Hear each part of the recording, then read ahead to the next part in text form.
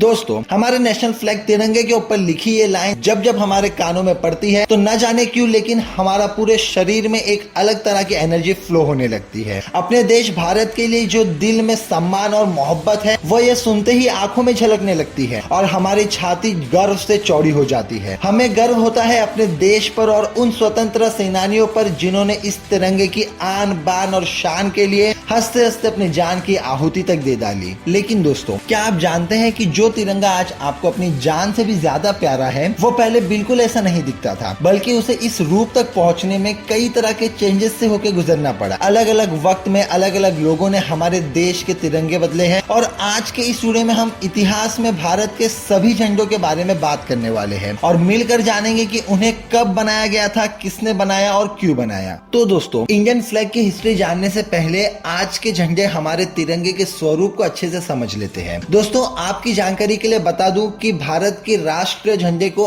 इसकी मौजूदा स्वरूप में 22 जुलाई 1947 को आयोजित भारतीय संविधान सभा की बैठक के दौरान अपनाया गया था। और दोस्तों, ये मीटिंग 15 अगस्त 1947 को यानी कि जब हमारे देश को आजादी मिली उससे कुछ दिन पहले की गई थी। हमारे तिरंगे को 15 अगस्त 1947 और 26 जनवरी 1950 के बीच में भारत के नेशनल फ्लैग के तौर पर अपनाया गया, जिसके बाद रिपब्लिक ऑफ इंडिया ने भी इसे अपनाया। भारत के नेशनल फ्लैग पर 3 रंग के हॉरिजॉन्टल स्ट्रिप है। सबसे ऊपर केसरिया रंग यानी कि सैफ्रॉन, बीच में सफेद और नीचे गहरे हरे रंग की स्ट्रिप है और ये तीनों स्ट्रिप सेम प्रोपोर्शन में है। वही झंडे की चौड़ाई का रेशियो इसकी लंबाई के साथ 2:3 का है। इसके अलावा बीच के सफेद पत्ती पे बीच में एक डार्क ब्लू कलर का अशोका चक्र है जिसमें 24 तीलियां है। अब दोस्तों, ये तो हुआ वो तिरंगा जिसे हम आज भी अपने नेशनल फ्लैग के तौर पर यूज करते हैं। तो चलिए अब बात करते हैं भारत के फर्स्ट नेशनल फ्लैग की। तो दोस्तों, स्क्रीन पर आ रहा है ये भारत का फ्लैग जो कि पहला झंडा था। इसे देखकर कुछ याद आया कि नहीं? जिन्होंने भी RRR फिल्म देखी होगी वो इसे झट से पहचान गए होंगे क्योंकि फिल्म में भारत के इस पहले अनऑफिशियल झंडे को दिखाया गया था। चलिए अब आते हैं इस फ्लैग की हिस्ट्री पर। तो दोस्तों, हिंदुस्तान का पहला अनऑफिशियल फ्लैग 1904 में पहली बार बंगाल विभाजन के विरोध में कोलकाता के पारसी बगन चौक में कांग्रेस के अधिवेशन के दौरान फहराया गया था और इसे बनाया था स्वामी विवेकानंद की शिष्य वाघिनी निवेदिता ने। भारत के इस पहले ध्वज में लाल, पीले और हरे रंग की 3 हॉरिजॉन्टल पत्तियां थी। ऊपर की हरी पत्ती में 8 आधे खिले हुए कमल के फूल और नीचे की पत्ती में सूरज और चांद बने थे और बीच की पत्ती में वंदे मातरम लिखा गया था। हालांकि कोलकाता में फहराए गए इस लाल, पीले और हरे झंडे की जगह 1907 में एक और झंडे ने ले ली जो भारत का दूसरा झंडा था। इसे तैयार किया था मैडम भिकाजी कामा ने, जिनका आजादी के आंदोलन में अहम योगदान रहा। हिंदुस्तान का ये दूसरा झंडा अहम इसलिए भी था क्योंकि ये पहली बार था जब इंटरनेशनल लेवल पर आजादी के आवाज को बुलंद किया गया, जब मैडम जी कामा और कुछ क्रांतिकारियों ने इस झंडे को पेरिस में फहराया। वैसे इसे पेरिस में कब फहराया गया था इसको लेकर अलग अलग दावे किए जाते हैं। कुछ लोग 1905 में तो कुछ लोग के मुताबिक ये वाकया 1906 का था। अगर इस फ्लैग की बनावट की बात की जाए तो देखने में ये काफी हद तक पहले झंडे जैसा ही था। हालांकि इसमें सबसे ऊपर की पत्ती पर 7 तारे बने हुए हैं जो सप्तऋषि को दर्शाते थे, जबकि नीचे आधा चांद, एक तारा और सूरज भी था। और दोस्तों, ये झंडा पेरिस के अलावा बर्लिन में हुए समाजवादी सम्मेलन में भी प्रदर्शित किया गया था। दोस्तों, दूसरे झंडे के एक दशक बाद 1917 में भारत को अपना तीसरा झंडा मिला जिसमें 3 नहीं बल्कि 2 ही रंग थे। डॉक्टर एनी बेसेंट और लोकमान्य तिलक ने घर का राज्य आंदोलन के दौरान इसे फहराया था। इस झंडे में 5 लाल और 4 हरी हॉरिजॉन्टल स्ट्रिप्स थी। साथ ही 7 सितारे और लेफ्ट साइड पर यूनियन जैक ब्रिटिश फ्लैग भी था। तीसरे झंडे के आने के 4 साल बाद यानी कि 1921 में शपथ ऋषियों वाले इस झंडे की जगह आंध्र प्रदेश का विजयवाड़ा, जो पहले बेजावाड़ा हुआ करता था, वहाँ के एक युवक ने ये झंडा बनाकर गांधी जी को सौंप दिया। दोस्तों, इस झंडे की खास बात ये थी कि इसमें 2 रंग, लाल और हरे रंग को ही रखा गया था जो हिंदू और मुस्लिम दोनों कम्युनिटीज की यूनिटी को रिप्रेजेंट करता था। हालांकि तब राष्ट्रपिता महात्मा गांधी जी को यह लगा कि इस झंडे में एक सफेद पत्ती और चलते हुए चक्र की जरूरत है और इसी वजह से जन्म हुआ हिंदुस्तान के 5वें फ्लैग का। करीब 10 साल बाद हिंदुस्तान को 5वां झंडा भी उसे मिल गया जो पहले वाले झंडे से थोड़ा सा ही अलग था। इसमें चरखा की जगह चक्र था और लाल रंग की जगह केसरिया रंग था। गांधी जी ने इस झंडे के बारे में बताते हुए कहा था कि केसरिया रंग बलिदान, सफेद रंग पवित्रता और हरा रंग उम्मीद का प्रतीक है। और दोस्तों, 1931 का साल भारत के लिए एक यादगार साल रहा क्योंकि इसी साल हमारा